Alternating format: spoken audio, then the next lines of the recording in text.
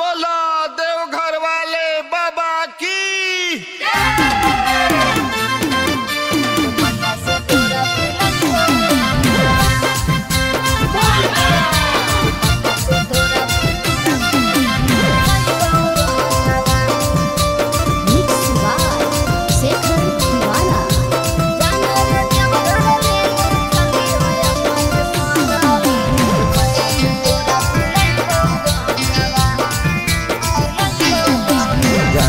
जाहियो देव घर जलवा ढारे ले बाबा ऊपर जन्म जाहियो देव घर जलवा ढारे ले बाबा ऊपर जाना रे देव घर ले चली हो अपने संगवा दुपट्टा से तोरा पिलई बहु गंजवा।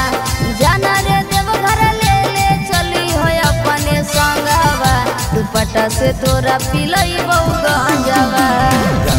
जाहियो देव घर जलवा ढारे ले बाबा ऊपर जन्म जाहियो देव घर जलवा ढारे ले बाबा ऊपर जाना रे देव घर ले चली हो अपने संगवा दुपट्टा से तोरा पिलई बहु गंजवा।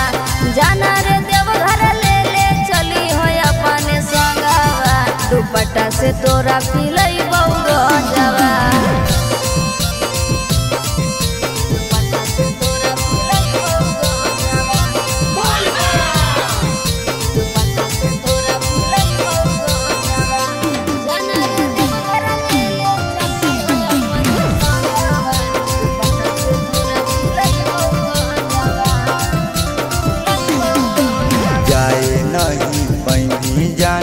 अबे बड़ी दूर गे पाँच साले चली है जानू ले जेबो हम जरूर गे। ऐसे नहीं बोल जानू माने हमर बात रे जाए के हकई मन हमरो ले चले साथ रे। जानू लग कई बड़ी डरावा कैसे जही देव घरवा जानू लग कई बड़ी डरावा कैसे जय भी देव घरवा। जाना रे देव घर ले चली हो अपने संगवा दुपट्टा से तोरा पिलई बहु गंजवा।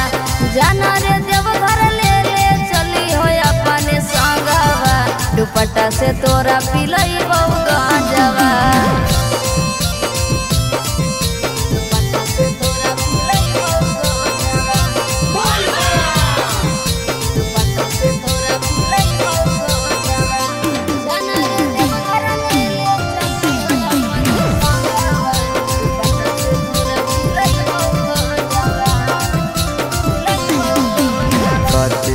बतैयो तोरा केते समझ कैसे अपन साथ तोरा बाबा धाम ले जइयो।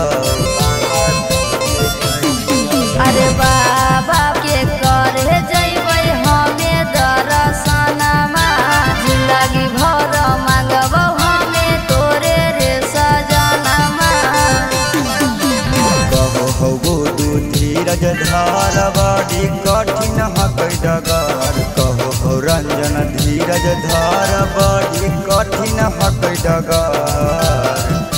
जाना रे देव घर ले चली हो अपने संगवा दुपट्टा से तोरा पिलई बहु गंजवा। जाना रे देव घर ले चली हो अपने संगवा दुपट्टा से तोरा पिलई